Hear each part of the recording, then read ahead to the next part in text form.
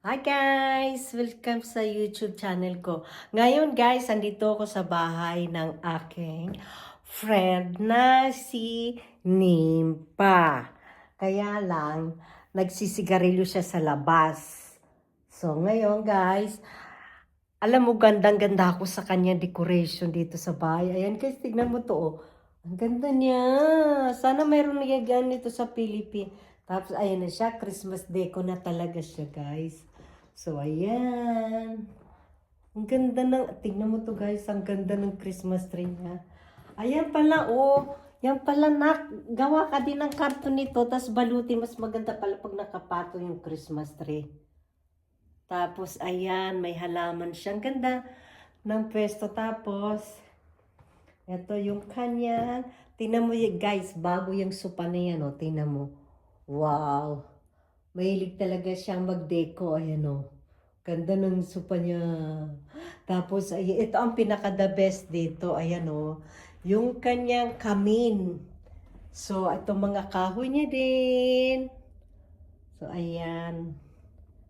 So, ayan ang mga gamit niya dito sa heater niya. Kasi guys, winter na ngayon dito. Kaya ayan, ang heater niya maganda talaga.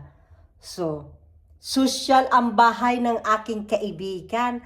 Meron kamin ang tingnan mo. Dito guys, pag meron kang ganyan, hindi mo na kailangan mag-open ng heater.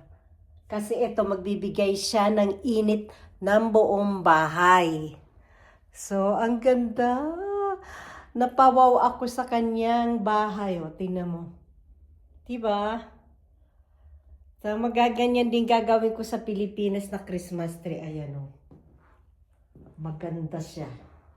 Ganda ng, galing niya mag-deco. Talagang, tinan mo, oh, ayun. Galing niya sa decoration. So, kaya yun. Ang laki-laki ng bahay niya, guys. O, tingnan mo. O, tingnan mo yung mga upuan niya. Mayroong Christmas. Tapos, ayan, oh. Tapos, guys, tingnan mo yung garden niya. Ang laki ng garden niya, guys. So, tingnan mo, ang garden, oh. Yan ang garden niya. Sobra, yayamanin. Yayamanin talaga yung aking friend. Tapos, tingnan nyo, guys, yung kanyang chandelier. Oh, ang ganda ng chandelier niya, oh. Wow. Diba? So, bongga.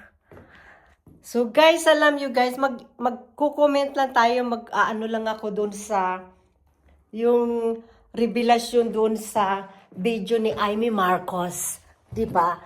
Yung sa video ni Amy Marcos na inilabas niya na adik yung kapatid niya, 'di ba? Alam mo, anong kuramdam ko kung gaano kasakit yung pagre-revelasyon na yun ni Senator Amy Marcos. Yung ramdam ko, nung pinanonood ko yung guys, alam niyo, tumayo yung balahibo ko. Na yung sabi ko, ramdam ko na yung sakit na nararamdaman ni Amy Marcos, dahil nakikita na yung kapatid niyang si BBM ay medyo, kumbaga, naliligaw na ng landas. So, kaya yung siguro inilabas niya na para maramdaman ni BBM na mahal siya nung kapatid niya. So, syempre, hindi naman yung paninira dun sa kapatid niya, guys, kundi gusto lang iparating ni Amy sa kapatid niya kay BBM na mahal niya ito. Kagaya nga ng sabi niya, hindi na raw niya nakakausap yung kapatid niya ng 3 taon.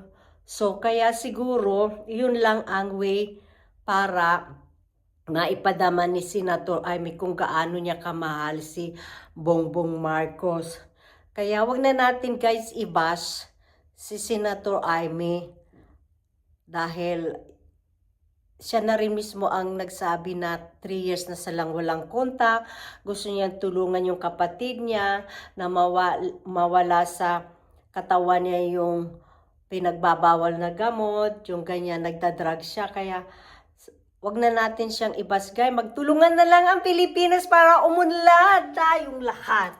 Ang ganda lang. Ito, ang ganda oh. Ganda-ganda ako dito. So guys, okay, that's all for today. Thank you for watching. Ang bahay ng aking kaibigan na yayamanin. So, bye-bye!